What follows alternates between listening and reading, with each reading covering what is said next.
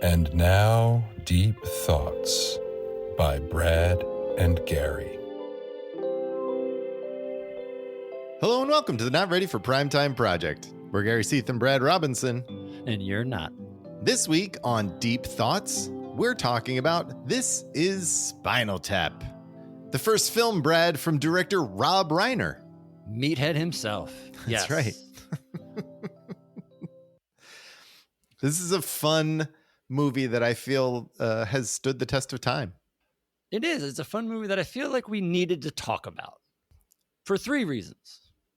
One, season 5 has been tough getting started. We're in a good spot now, but we needed something fun to talk about. Two, there are a lot of SNL connections. Yes. Between stars of the movie, all cast members at different times. The director, as you mentioned, tons of cameo supporting roles. Yep. And I think most importantly, this week's host of SNL, Sabrina Carpenter, her album is a direct homage to Smell the Glove. So it all ties in to now being the time to talk about This Is Spinal Tap. Are you a big Sabrina Carpenter fan? Is that what brought this on? Who's that now? Yeah. Sorry. Anyway, This Is Spinal Tap. I rewatched it just the other night in preparation for talking to you about it. And I was surprised at how it still feels like it doesn't feel out of date for something that was filmed in 1982, 83, somewhere in there. It felt like the jokes, the tone, and the style of humor could all be done today. Yes. And really, this kind of kicked off the whole mockumentary style that we've seen still. Which is easy to forget. Watching it, you have to remember this didn't really exist at the time. Right. You're so used to it now with, the Christopher Guest movies. But yeah, this is what really set the stage for those films to kind of exist, really. Yeah. The films, yes, but even TV shows now, like The Office and Parks and Rec and Abbott Elementary, right? Like they're all in that genre. It's a great point. Yeah. And yes, that was a new thing. I remember watching this movie for the first time. I was young, and I don't remember where I watched it. I think I was with an older cousin or whatever, but I was young, like 10, 11, didn't understand. I didn't understand that it was a mockumentary, and I got very confused. Well, yeah, because at that age, you have no idea what that is. You're like, right. What? Yeah. Well, because it's done straight. Yes. There's no tongue in cheek. There's no winking to the camera. Like it's all done legit. And I think that threw everybody off. Even back then when they tried to make the movie, people didn't understand, like, you're making a movie about a band no one's heard of? Right. It's like, no, it's not a real band, you idiots. But I saw it young too. I always liked it, but I don't think what I appreciated until I watched it again now recently is how smart it is. It is so smart. Well, and I feel like that is you get that in all of Christopher Guest's movies. You get that with Harry Shearer and you get that with Rob Reiner's films too. Like they're not, he doesn't talk down to the audience, and that's terribly evident in this film. Right. But to your point, like of being a teenager or even in your 20s, I don't know if I watched this until I was in college, maybe or out of college, but even then, unless, or I'm just not smart, which could be. You just don't realize like how smart this movie is. Yeah. It's funny and the gags are really funny and you just laugh out loud. But then when you watch it with like a critical eye and you're like, this is just so smart. It's such a great idea and it's done so perfectly. It really is. And this, like we said, this was Rob Reiner's debut directorial film. And this is kind of like, that's a risk. This is someone, like you said, meathead. He just came off of being super famous from All in the Family as an actor in that. And now he's going to take the next step and become a director, but do it in a way that is just different and made it his own. And I think it's brilliant the way he went about this, and with this cast too, with Christopher Guest, Michael McKean, and Harry Shearer as the main focus of this film. It's done so well, and they all work so well together. Especially at this time. Remember too, early 80s, there was a big difference between TV star and movie star. Yeah. You were either on TV or on movies, and movies kind of looked down on TV. So it was very hard to make that jump. Even Rob Reiner being in the movie, Michael McKean had been on television, Harry Shearer. So yeah, for the fact that all these guys would take that risk to make a movie is a big leap. Yeah. Yeah. So this movie being something different from these TV stars, like you said, how was the film received when it was released? When was it released? 1984, right? Yes. So let's say released March 2nd, 1984, rated R, as you mentioned, Rob Reiner, directorial debut. Written by, we should say all three, Christopher Guest, Michael McKean, Harry Shearer, and Rob Reiner, starring the four of them as well. They had a struggle, which we'll talk about, making it. They ended up getting a budget of about $2.5 million, only made about $6 million, I think, when it came out. So, not a huge success, but this is a movie obviously found its audience on home video and just became a cult classic. And then through the years. Right. I mean, at this point, I guess Rob Reiner and Michael McKean were the most recognizable, but Michael McKean, you wouldn't really recognize if if you didn't know it was him already. Right. And Rob Reiner was, again, like I said, TV guy and had been off of All in the Family for a few years by this point. So it's not like he had just come off All in the Family. So there was some gap in there. So these guys then, these TV guys decide to, or I guess Rob Reiner really decides to make a movie, and he has a relationship already with Michael McKean and Christopher Guest.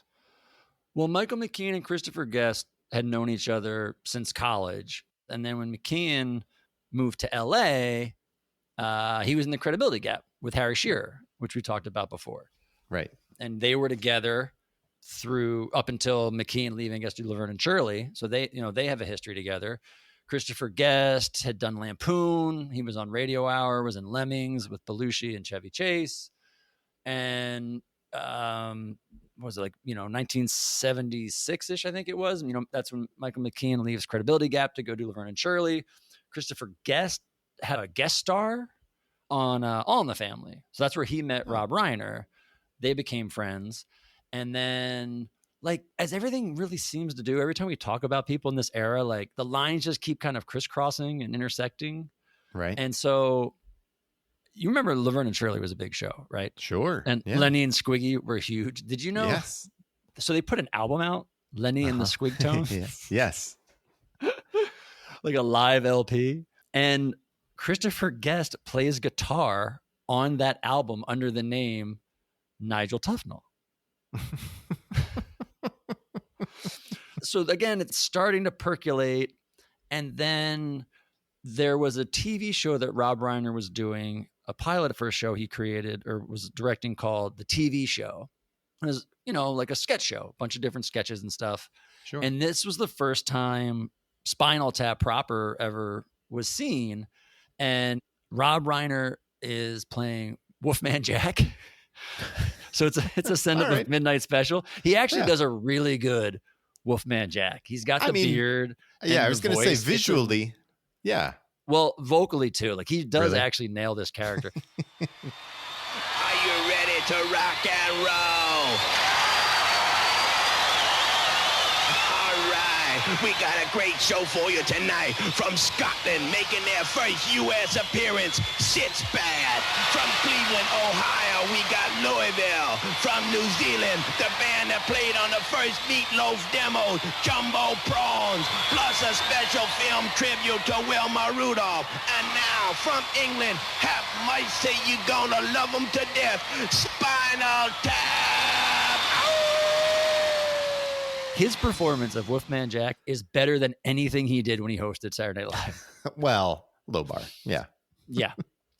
So he is Wolfman Jack, and he introduces Spinal Tap, and they play one of their songs. And so they did that. And then the way he tells the story, Rob Reiner, is he was watching the three band members just interplay with each other off camera, because the sketch itself, it's just them singing. It's just a song performance. Right. But he was watching them just joke around and do stuff in characters, and he thought there was something there. And so he started writing a movie with Harry Shearer about a rock band on the road, and they wanted to tell it from the story of a roadie. So it was going to be like a rock band, but from the roadie's point of view. And then I guess there's a movie which I had forgotten even existed. I think I only even heard about it once or twice, but a movie called Roadie, starring Meatloaf. Oh, okay. So they're like, all right, we can't do that. But they got $60,000 basically to write a script. So they sit down to write this script of what was going to be the Spinal Tap movie. And they quickly realize that they can't write a script. Not that they don't know how, but just the way they wanted to make it, it was going to be all kind of improv and, realness. Right. And so they decide to take the money that they got for the script. And then I think Rob Reiner put $25,000 in, and the actors all put money in, so they had like 90 grand. And they shot, nowadays, I guess what you'd call like proof of concept, but they shot a 20-minute short film. It was called The Final Tour. And this was going to be what they were going to take to like shop around and say, this is what we want to do. Give us money to make a movie. Right. And the short film's really funny. It's like 20 minutes. I think it's on YouTube. It's definitely on the Criterion edition that they just released a couple of weeks ago. But it's really funny. And a lot of the stuff that make the final movie are in that, almost word for word. Oh, yeah. Oh, yeah. There's tons of scene, like the creation of the band, the whole sequence about the originals, and the new originals and all that crap is in there. And the drummer's dying. The Give Me Some Money video with Ed Begley Jr. on drums, like that's in there. Bruno Kirby plays the limo driver. There's a bunch more Frank Sinatra stuff. The love pump scene when he's playing on the piano and they're talking to each other. Like, so all that stuff is in there. A bunch of the songs are in there. Big Bottom, Stonehenge. Wow. So like a lot of the stuff makes it to the movie. And there's a bunch of stuff that are different. Rob Reiner's in like a cowboy hat and vest. He's like, his character, Marty DeBurge, is like completely different, or at least has a different look. And the band has a different look. They're still kind of a little bit more rooted in that 60s era vibe of, hairstyles and dressing. Yeah. Who else is in it? Paul Benedict is in it. And there's some differences. They have that whole sequence about the album and why the label doesn't want to play it. It's in there, but it takes place in a phone call in his office. It's not like a party scene. So it's just a lot of smaller scope type thing. Right. But you could see how that could be tough, because that's what you're taking to sell. You're like, this is what we're going to do. And this is where Rob Reiner tells this story of him and his producer. They had this like can of film. They were going from studio to studio. Here's our movie. We want to make this movie. And no one knew what they were doing, which, think about it. You look at it now, you're like, how could you not? Especially when so much of the short film makes it into the movie. But if you've never seen this before, you're like, what's going on? Right. Yeah. You have no concept of what this is. It's a documentary style, but these aren't real people type thing. Yeah. How do you wrap your head around it and then sign a check for millions of dollars? He eventually took it to Norman Lear's company. He had gotten that bad, and he's like, what can I do? And let me call in my favor. Right. And Rob Reiner's told this story a couple of times, or I've heard, where he gets into this room with Norman Lear and all the people in his company, gives this huge pitch, and he's so into it, and he starts yelling and screaming how great it's going to be, and he leaves, and Norman Lear apparently turns to everybody and says, so who's going to be the one to tell him he can't do this? And so Norman Lear made it happen. That's amazing. It's also interesting because it's not like Rob Reiner doesn't have familiar connections in Hollywood to lean on and have his dad help him with anything. I know. I wonder how much of that is like purposeful. You know what I mean? Yeah. Carl Reiner being like, no, you're going to do your own thing. I'm not.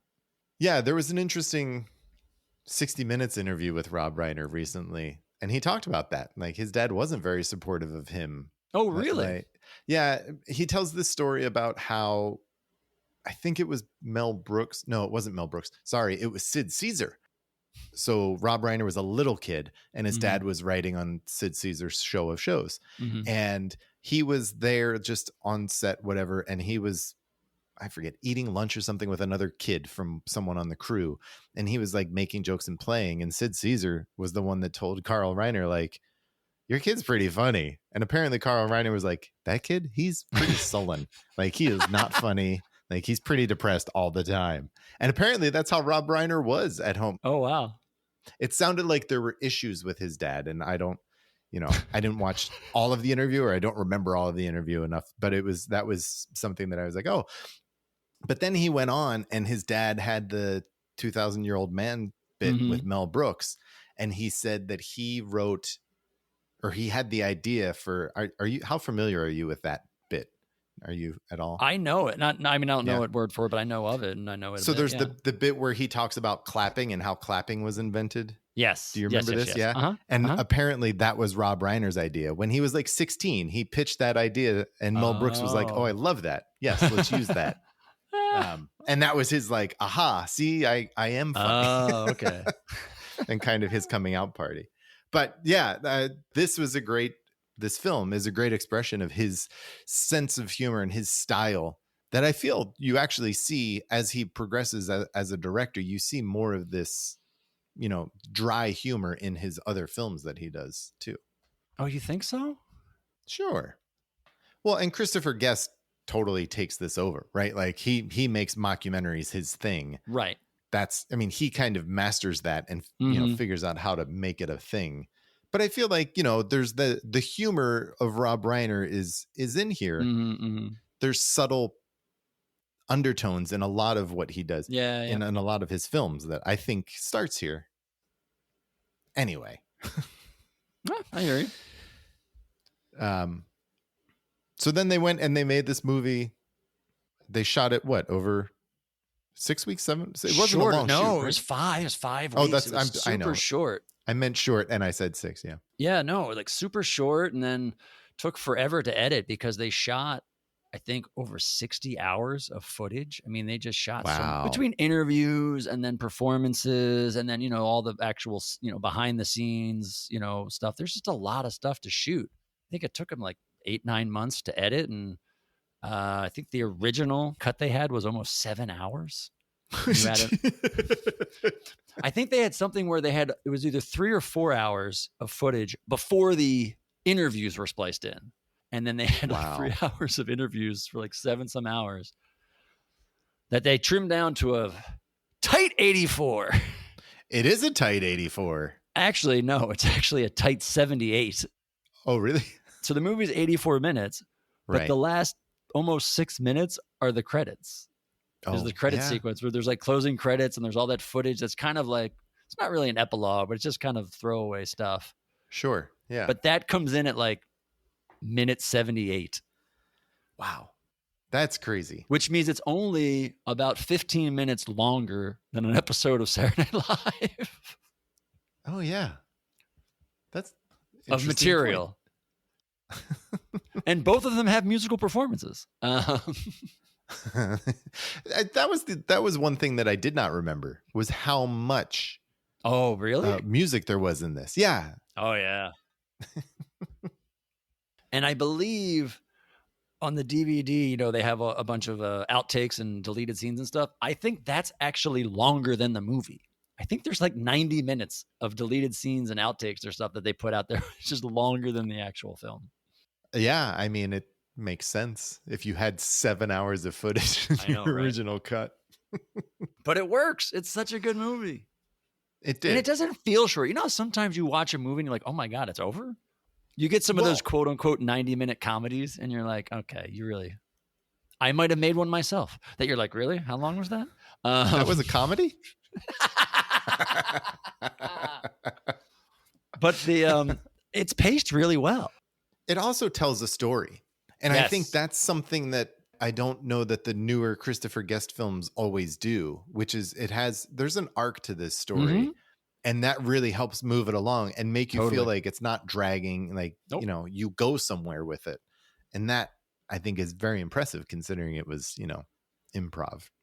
That's another thing I kind of forgot, I think, from when I watched it being younger, is that story. Yeah. There is a story. There's a really good story and arc that you can follow through. Yeah. It's I don't know. It's a lot of fun. It is. Thank you, Marty DeBurgi. I mean, I think that's something that kind of also got lost in my memory of this was how prominent a figure Rob Reiner actually is in this film as Marty DeBurgi. Oh, you really? You forgot that? Yeah, because I think I've always held on to more of the like Christopher Guest lines and the Michael McKean lines. Like those are the parts that I remembered more so than his Marty DeBurgi. I mean, I knew he was in the film. I just didn't remember how much. Right. I think two of the bigger influences on this movie is the Bob Dylan Don't Look Back. But then the second documentary they take a lot of inspiration from is the band's Last Waltz, being Martin Scorsese, right, putting himself in that movie as an interviewer because he pops up in that movie the whole time. Right. And so that's kind of who he based Marty DeBurgi on, was Martin Scorsese. That's pretty funny. I mean, he makes me laugh in the very beginning when he's talking about, being in New York and he used to hang out at the Electric Banana. Don't look for it. It's not there anymore.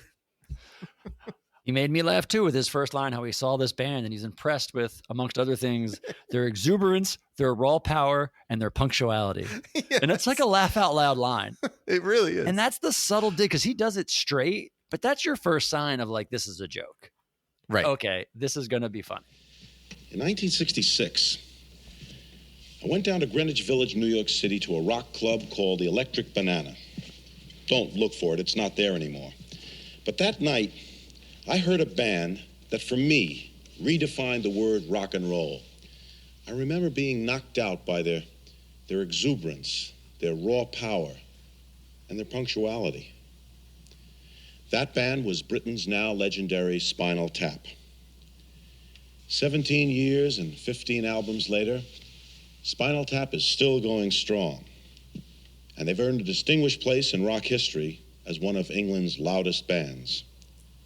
Yeah. And it's really, again, like his delivery is so dry and just straight that it's perfect. And he plays the character really well, because as he's addressing the camera, introducing this movie, he's like walking through an empty soundstage. And at one point it cuts and he puts his arms are crossed and then he slowly like lowers them unnaturally. Like he doesn't know what to do with his arms. It was so funny. It's a great setup. It really is. It's so much fun. So he loves this band, Spinal Tap, one of England's loudest bands. It's loudest. One of their loudest. And after 6 years, they're coming back to the United States to tour for their new album. So he wanted to document it and find out what Spinal Tap was all about. Yeah. And we meet the band, David St. Hubbins, played by Michael McKean, Nigel Tufnell, played by Christopher Guest, and Derek Smalls, played by Harry Shearer. We should say both Nigel and David lead guitars. Two lead guitars. Yes, that's right. Again, it's all these small little subtle things that, to your point, it's smart and you have to pay attention to it. Some of it's so quick. Do you notice the gag when they walk out? It's like the first scene we see him and they're getting out of the airport in the United States. They get in the limo and Bruno Kirby, who's great, of course, as a limo driver, and he's got a sign, Spinal Tap. Yes. And no one references it. They just walk right by. Oh, yeah. It's a lot of fun. You know, one of the classic bits from this movie is the drummers all dying. Yeah. And it's funny. I think you can kind of see the improv of it on how, you know, that piece, it felt like improv, but it was good enough that they kept it and kept going on it. The first one was a gardening accident. Stumpy Pete. And it was one that the authorities said was best left unsolved. He's replaced by Stumpy Joe, who choked on vomit. And then they have a great little back and forth how you can't prove it. Right. It's someone else's vomit. And you can't really dust for vomit. It's like such little throwaway lines. It's so much fun. It's great. And that's the sequence you're talking, you know, story. They do this part throughout the movie where they go back and kind of tell you the story of this band. And so this is when they cut back and they show their first incarnation. And it's like 60s Beatle-esque. It's like they're on an Ed Sullivan type show and they're singing the song, "Give Me Some Money." Yeah. I love that old black and white stuff is really fun. That's the one where Ed Begley's the drummer. And there he's like, what happened to him? Then they go through like their hippie phase and they show that and they're all like in, you know, flowers, big flower. Yeah, the flower set. Power kids. Yeah. Yeah. Yeah, it's really good. What else? When the limo then takes them to like the opening kickoff party. And that's kind of one of the bigger scenes where Fran Drescher plays the publicist and she's there and trying to promote the album. That's pretty funny. Yeah, she's another one that we see a few times throughout. She has a bigger role, right? Yeah, Bobby Fleckman. Yeah, she's funny. Yeah, she is good. She's really good. She's good. That party's also where we see Dana Carvey and Billy Crystal as the mime waiters. But you're like, what? Yeah. What is this? Well, I love how, you know, they're like walking around with hors d'oeuvres and they're trying to show what it is. And Dana Carvey's not doing a good job. So Billy Crystal's yelling at him. Yeah, they cut to in the kitchen and Billy Crystal's giving him shit. He's like, come on, do the wing, the bird, right? Is that what he's saying? And then he yells at like, get back out there. Mime is money. Let's go. Mime is money. Yeah, that's one of the best lines, I think, in this. And it's really quick and it's... Mime is money? Yeah. It's really funny. I really enjoyed Bruno Kirby in this too. I mean, he's so good. He's so good. Funny. Yeah, the list of cameos or bit parts is insane. It's like Bruno Kirby, Fran Drescher, Paul Shaffer. We just said Billy Crystal, Dana Carvey, Ed Begley Jr., Paul Benedict, who's great, Howard Hesseman, Anjelica Huston, Fred Willard. There's like so many people in this movie. Yeah. And all really quick, but really funny. Yeah. Like Paul Shaffer, this was one of his funniest roles. He's surprisingly good. Yeah. Yeah. I think that's true. Surprisingly good. But you're right. Bruno Kirby as a limo driver, he's just so good at being like pissed at the band because he's trying to talk to them about, he's so into Frank Sinatra because she's reading that book. Yes. And he starts trying to talk about Frank Sinatra. And again, it's subtle. The divider of the limo just slowly goes up in between him and Christopher Guest. Right. And then Bruno Kirby has like that just slow burn that he does so well. He gets pissed off about those people.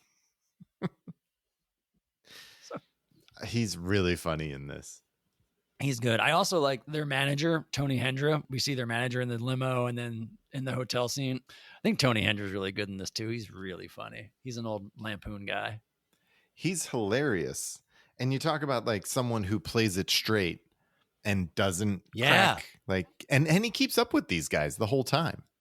Well, like I said, yeah, he's a Lampoon guy. He was one of their first editors. He did Radio Hour. He directed Lemming. So he knew Christopher Guest. He was the director of the Lemming show. So they knew each other back in the day.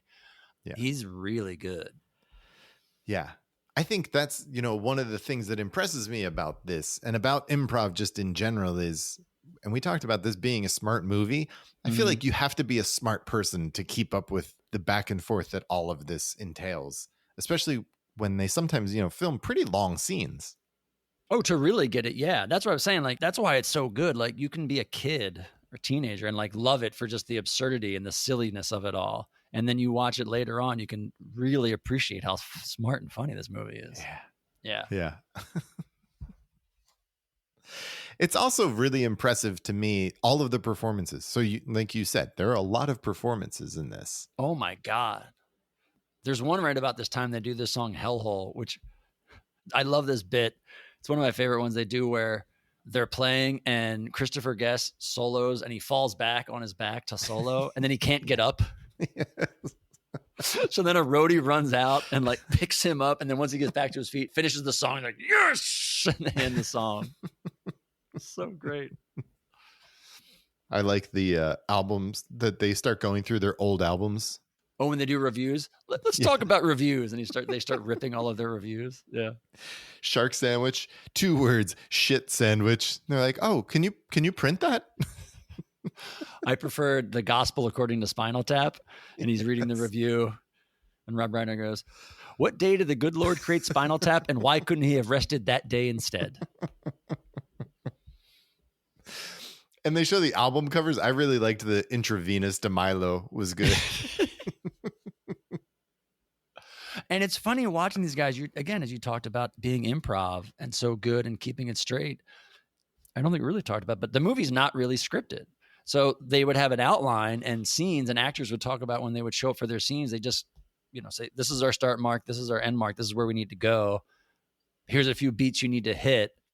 But everything else was up for grabs. And especially during these interview scenes, they didn't know what the questions were going to be or the answers were going to be. So there are times where you can see them trying to hold back, or they even talked about the next scene coming up, the going to 11 scene, just like, what? And just trying to hold it together while you're just watching this. And I think that scene is great. They're in his like recording studio, Nigel's recording studio, and he's got all these guitars and he's talking about them. And he's got the one guitar. And he's like, this one really has a sustain. You can play this forever. Do you hear that? Do you hear that? And Rob Reiner's like, no. He's like, well, if I was playing, you'd hear it. And then he has another guitar that has a price tag on it because he's never played it. Yeah. And he yells at Rob Reiner, like, don't touch that. Don't even look at it. And then you get to the part about the amps, and he's looking at the amps as they go to 11. And there's an infamous Rob Reiner line, why don't you just make 10 louder? But these go to 11. And as funny as the line is, the pause is better. The pause while he's like figuring in his head what to do with that information. Yeah. Don't touch it. I wasn't going to touch it. No, don't touch it. I was just pointing at it. Well, don't point even. Don't even point? No, it can't be played. Never. I mean, Can I look at it? No. No, you've seen Don't enough look of that at it. one. This is a top to, what we use on stage, but it's very, very special because if you can see, Yeah. the numbers all go to 11. Look, right across the board. 11, Oh, I see. 11, And most of 11, the and then amps go up to 10. Exactly. Does that mean it's louder? Is it any louder? Well, it's one louder, isn't it?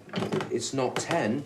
You see, most blokes, be playing at 10. You're on 10 here, all the way up, all the way up, Yeah. all the way up. You're on 10 on your guitar. Where can you go from there? Where? I don't know. Nowhere, exactly. What we do is if we need that extra push over the cliff, you know what we do? Put it up to 11. 11, exactly. One louder. Why don't you just make 10 louder and make 10 be the top number and make that a little louder? These go to 11. The beauty of that is that he's still in character in that moment, because you can totally see that character being like, I don't know why this is a question. Like these go to 11. So why wouldn't I have this to 11? Why are you asking me this? Yeah. And the way that Christopher Guest chews gum throughout the entire movie really helps him with these pauses in the improv too, where he's just like stopping and chewing gum, staring at Rob Reiner, and it works really well. It does work. It's one of those really smart things. We see him on SNL every once in a while where they're like biding time, but they're doing it in a way that works so well. And yeah, you're right. The chewing gum is an instance for him. Like, let me take 4 seconds and collect my thought before I retort. Yeah. It reminded me of some of his films. I forget which one it is that I'm thinking of, but Parker Posey does that. Like her character is constantly chewing gum. Oh yeah, that's right. And it totally made me like that. I was like, oh, this is a great trick for improv. You buy yourself a moment by doing that. Did you like the hotel sequence where they try to check into the hotel and all that? They need 7 suites, but they get 1 suite on the 7th floor. I love that. That Paul Ben. I don't know why. I love Paul Benedict, the guy who plays the desk clerk or the manager or whatever. And that guy's so funny. He's so good. He's very funny. And you get Howard Hesseman, which again, we just had Howard Hesseman host the show. Yeah. Priceless. He's great. I was going to say he's that cool Howard Hesseman style, just totally like, who are these assholes? Well, and he was a last minute replacement. Originally, he wasn't in the movie, in the script or the story, whatever you want to call it. And the guy who plays Duke, the rock star that he's his manager, shows up, and I don't know if he gets like camera fright or whatever, but the guy couldn't speak, couldn't say any of his lines, couldn't do anything. And so Rob Reiner's like, let's call Howard Hesseman, because they were together in the committee. So they knew each other from back in the day. Yeah. And so apparently like the night before, Rob Reiner calls Howard Hesseman to come in and play this manager role. And it's great. It works so well. Hesseman's like, where are you guys playing? It's like, I don't know, the Ultra Big Dome. Yeah. The Enorma Dome, whatever the hell it's called. And he has a great throwaway line when he's leaving because he doesn't want to talk to these guys. And like, oh, do you want to sit and hang? He goes, no, we got to go sit in the lobby and wait for a little bit. Yeah, we have to go sit in the lobby and wait for the limo. So good. I like how they keep losing gigs. And they're like, oh, we lost this gig in New York, but Philly, we've got Philly. And they're like, well, that's a good rock town. Tony Hendra throws off, oh, by the way, the Boston gig's canceled.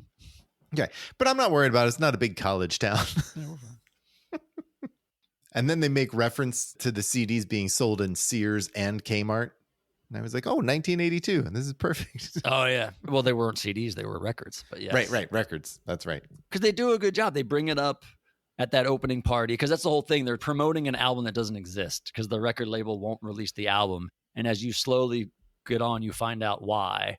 And so they bring it up in this sequence where they're talking about this guy's album, Duke, because he had an album where he was chained and being whipped by women. And they're talking about, well, he's the victim. If the artist is the victim, you're okay. Right. And they have that brilliant line. He's like, it's such a fine line between stupid and clever.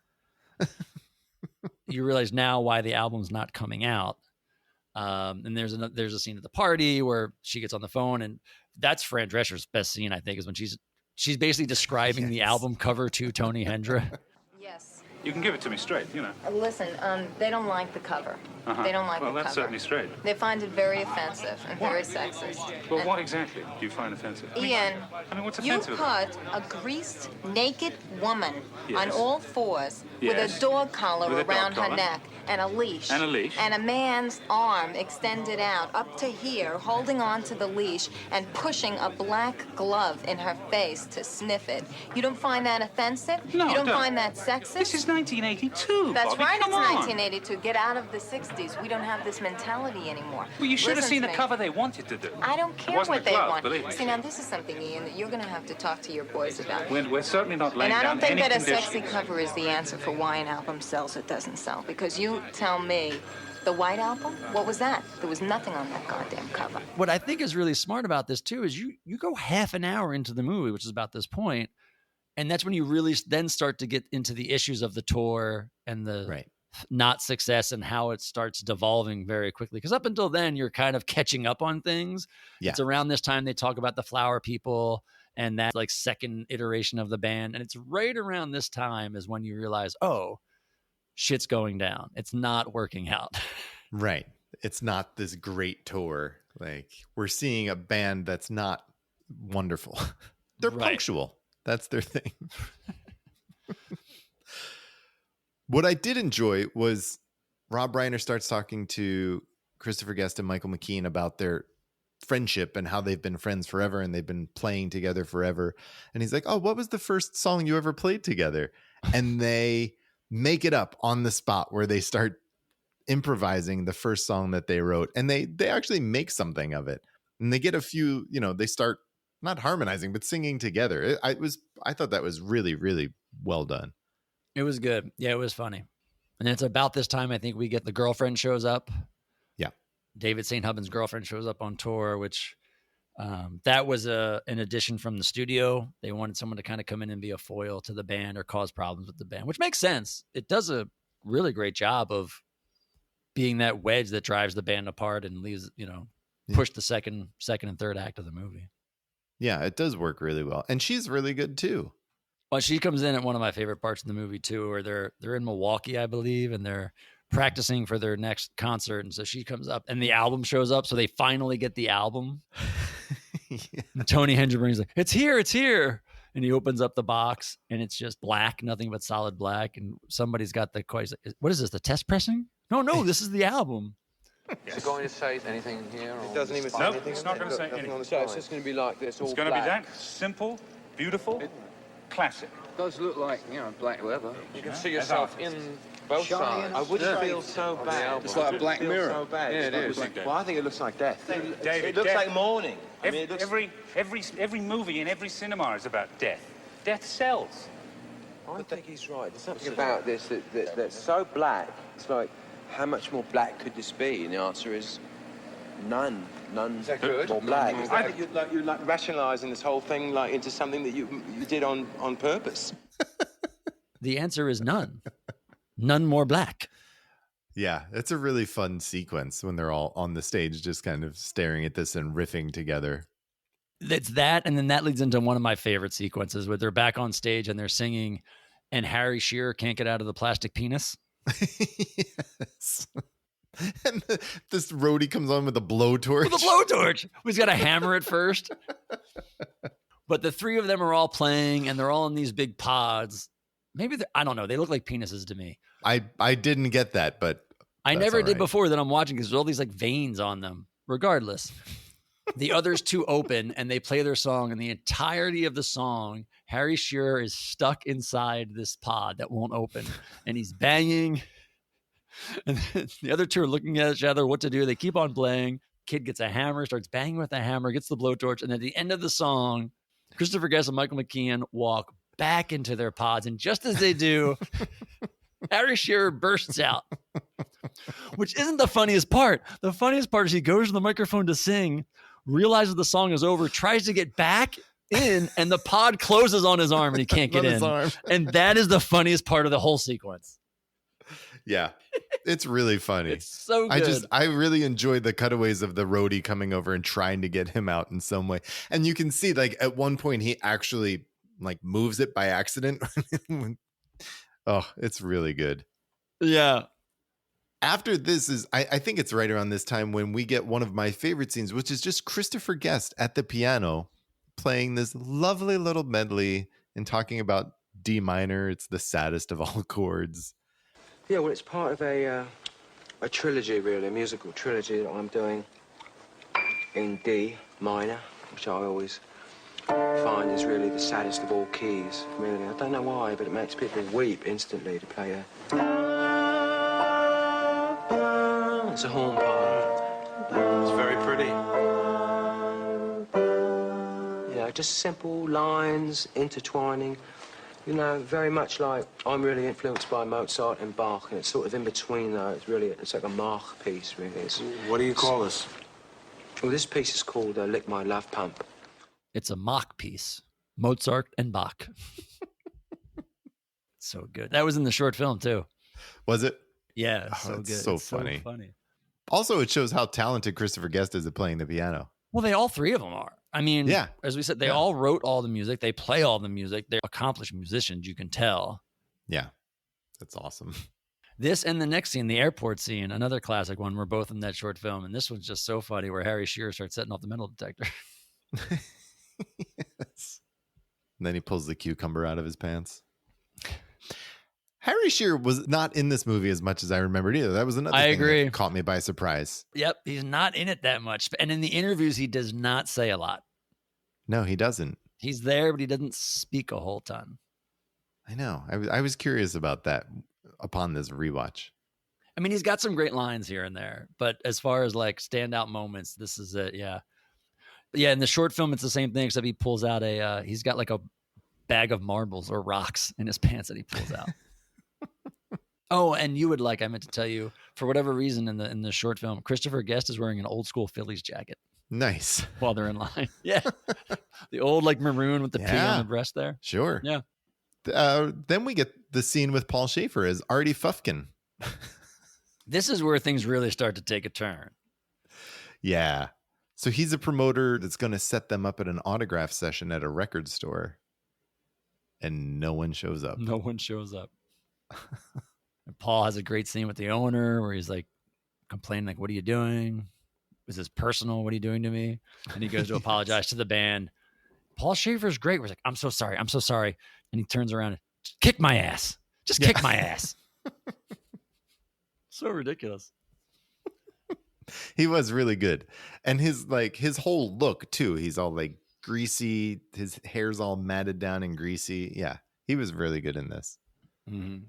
But again, I don't think there's anyone we could say like, they weren't great. I think everyone in this film is really good. Oh yeah, totally. Yeah. Did you know in the next sequence where they get lost, backstage, the rock and roll? Yeah. But it was based on a Tom Petty thing. Oh no. Yeah, there's Cameron Crowe's first movie was a Tom Petty documentary. It's called Heartbreakers Beach Party, and it came out in '83. And there's footage from that where Tom Petty is, I think, in Germany and can't find the stage.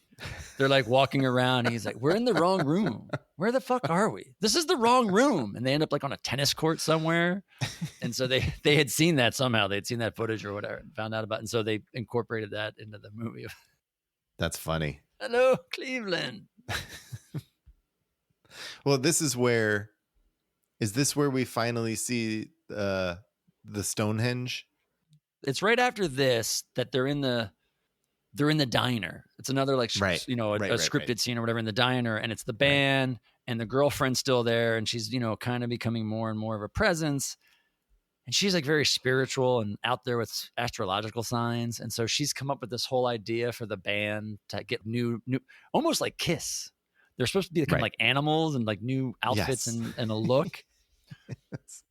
Based on their zodiac signs. Yeah. And Tony Hendricks like, we can't do this. We have no money for this. We're not doing this.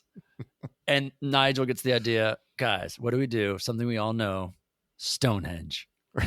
And he takes a napkin out and draws the Stonehenge, which is funny because as quickly as Tony Hendricks told her no, he told him yes right away. He's like, got it, no problem. Right. Well, and you see him write the dimensions of 18 inches on that napkin too. Yeah. Really quickly. Which leads to the next joke. The next scene then is Tony Hendricks in a hotel room with a woman who's Anjelica Huston, by the way. Right. Does not look like her. No. Yeah. And she's like the sculptor of this piece. And so there's a miniature Stonehenge on the coffee table. And again, like you mentioned, Tony Hendricks is so great. He's so straight. At one point, he's like asking about it. And he goes, so when we get the final piece, same dimensions? She's like, this is the piece. He's like, what do you mean this is the piece? And she pulls out the napkin. And he's like, well, what the fuck? It's so pissed. Oh, it's so funny. It's such a funny sequence and such a funny idea to just like sketch out. It is funny, but then I did have to ask myself, we then cut to them playing Stonehenge and they're doing the song. Yeah. And then as it plays, the miniature Stonehenge drops. Yeah. And as I'm watching, I'm like, did they really not see this piece until now? Right. I had two questions. One, the band never saw the Stonehenge. And then two, if the Stonehenge was its proper size, where was it going? Because where was it going to go? Yeah. I don't know. And then three, what were the dwarfs going to do around the proper size Stonehenge? Well, I always thought that they got the dwarfs because it wasn't a proper size Stonehenge. But the band didn't realize that. That's what I mean. No, I don't know. It's you think Tony It's so Hendricks funny. got the dwarfs? Yeah. That's what I thought. To make it look bigger. Maybe. It is hilarious, though. Them playing Stonehenge in their progness to the 10th degree. And then you see this little Stonehenge coming down is fucking hilarious. Then followed by the two little dudes dancing around it. It's really funny. Oh, it is. Not long after this, we get the master, Fred Willard. Fred Willard. This is the beginning of the end. Yeah, exactly. Oh, he's so good. What does he say? We're such fans of your music. I wrote and this all one your down. records. Yeah. Not speaking of yours personally, but the genre of rock and roll. Yeah. Perfect line. Yeah. Perfect Fred Willard line. Spinal Tap, my mistake. I'm Lieutenant Bob Hoekstraat. Welcome to Lindbergh Air Force Base. Is this your gentleman's first visit to a military facility? Yes. Fine. May I start by saying how thrilled we are to have you here. We are such fans of your music and all of your records. That's right. I'm not speaking of yours personally, but the whole genre of the rock and roll and so many of the exciting things that are happening in music today. And let me explain a bit about what's going on. This is our monthly At Ease weekend. It gives us a chance to kind of let down our hair, although I see you all have a head start on it. These haircuts wouldn't pass military muster, believe me. Although I shouldn't talk. My hair's getting a little shaggy, too. Better not get too close to you. They'll think I'm part of the band. I'm joking, of course. Shall we go in and I'll show you around? This is another thing that was based on a real experience. There was, I think it was one of the guys who was supposed to be their keyboard player, I think, but he had just come back from tour and told them this story about the band that he was in got booked at an army base. And so then this became like basically the straw that breaks the back on the band. Because it is funny. I think they're playing Sex Farm at this one. And you start hearing the CB commands over the loudspeaker over their music. It's over their wireless for their mic pack. Because Nigel talks about his wireless mic packs that he uses so he doesn't have to worry about cables. Oh, and then we get all the radio frequencies from the army base is what it is. Because he takes off the wireless and he's staring at it. Okay, right. Yeah. He just throws the guitar down and walks off. Yeah. Again, like it's really well thought out in advance of, the story arc here and how they're using all of that.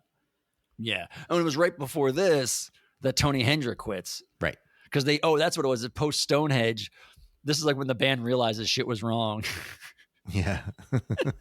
And they're yelling at him and he's trying to fight for himself. And sorry. He calls it like a comedy act. And Michael McKean's like, oh, it must have been really funny for you backstage, but being on stage wasn't fucking fun being part of the comedy act. And so the girlfriend tries to push herself to co-manage the band, and Hendricks like, fuck you, I quit. And he leaves. And this is the very next scene is the first show with her as the manager. She gets them on a plane. They're in the limo. And that's when she tells them, oh, we're not going to the whatever amphitheater. We're going to the air base. They're like, what? Yeah. So they do a real great job of like building her up as just, the end of the band. And then Nigel walks off. Yeah. And then they have to reimagine the band perhaps. And it's Derek, right? It's Harry Shearer that suggests jazz fusion. Yeah, they go to like a county fairgrounds or something, and it's another one. They see the sign, puppet show and Spinal Tap. Yeah. And she's like, I told them to put Spinal Tap before the puppet show. But they're sitting there and they're trying to go through their set list. Oh, I can't play that song. That's Nigel's song. That's Nigel. And Harry Shearer, who smokes a pipe half the time in this movie for some reason. But he smokes a pipe. He goes, well, we've got a really solid 10 minutes. What do we do? Hear me out. Jazz exploitation. And that, when they got to that point, is amazing. The fall that they have taken, and now they're playing to like 30 people at a county fairground or like a Six Flags. It was amazing. Yeah, it's really funny. And then we see them reunite. Nigel comes back because apparently they're charting in Japan. Yeah, Sex Farm is number 5 in Japan, and Ian the Tony Hendrick character got back in touch and see if they want to tour. Yeah. And they do it. I had forgotten this. So they start playing, and Nigel's backstage or on the side stage, and they start playing their first song, and Michael McKean's like motioning to come back on. He comes to start on, he starts playing, and they fall back into their own routine. Yeah. And I had forgotten that the current drummer blew up. Yeah. Yeah.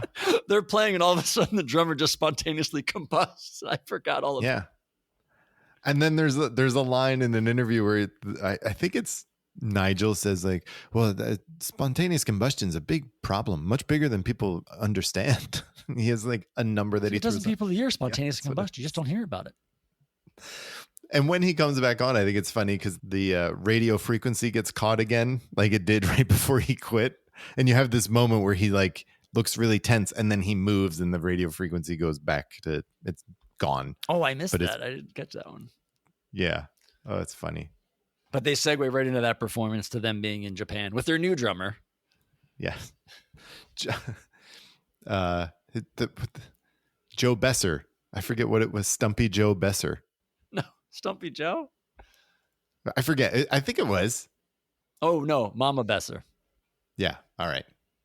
But Joe Besser, Joe Besser is one of the Stooges. Was. Yeah. But that's it. That's your 74 minutes right there. It ends with them, like freeze frame, I think, at the end of that song. Yeah. And then you get 6 minutes of credits with Marty DeBerge and the band and various interview segments. Which are pretty funny. I mean, I'm glad they're in there. My favorite was he does one with David St. Hubbins, and he's like, what are you doing? And he's listening to audio tapes of called the Namesake series, famous authors read by actors with the same last name. Yeah. Denholm Elliott reads T.S. Eliot. McLean Stevenson reads Robert Louis Stevenson. And then the short works of Washington Irving, read by someone called Dr. J. Oh, that's really funny. It was funny. And then they interview the keyboard. The keyboard player is actually really good in this movie, too. He always looks completely like zonked out. Totally. He's really good. DeBerge's asking each band member, do you have a philosophy you live by? And his was, have a good time all the time. Yeah, that was a lot of fun. Rewatching this movie, like I said, it's been a long time since I watched it. And yeah, me too. There was a lot that I didn't remember, but it's so good. Like it just holds up really well. Yeah, if you haven't seen this, it is definitely worth the revisit again, especially with the sequel coming out. And as you mentioned at the start of this, it just holds up. It's timeless. It really holds up well. It does. I'm really excited now to actually watch the sequel, which before this, I was like, I don't know if I want to watch this, but now I'm really into it because I enjoyed the original so much.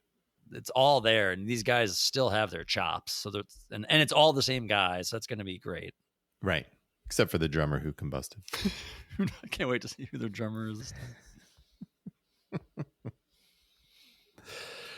So, Brad, we said that the movie wasn't really well received in the theaters, but these guys went around and they still played as Spinal Tap for a little bit, right?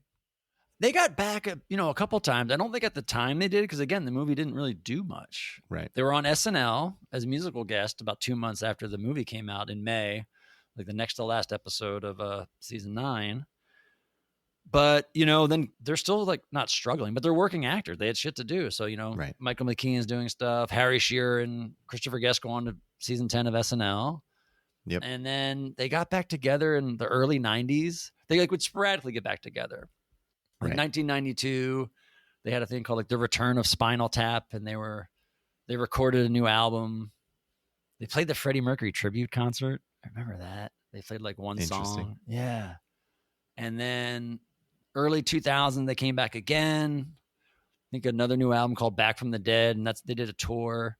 That's the tour they played. So they did like theaters. They started in LA and they ended up playing Carnegie Hall. But that's the tour. I don't know if you ever heard these stories where their opening act was the Folksmen. So they would come out as the Folksmen and be the opening act for themselves as Spinal Tap. That's so good. Which I haven't seen any of it, but it's got to be hilarious. Could you imagine just sitting there and being like, what the hell is this? Who are these guys? And then it kind of clicks like, oh. It's got to click at some point. Like got to dawn on you. Yeah, of course. Because if you're going to see Spinal Tap, you know what you're going to see. Right. You know, but the fact that these dudes would play a full show at a venue like Carnegie Hall or Albert Hall in London, they did this as an act, as a quote unquote legit music act. They would do it.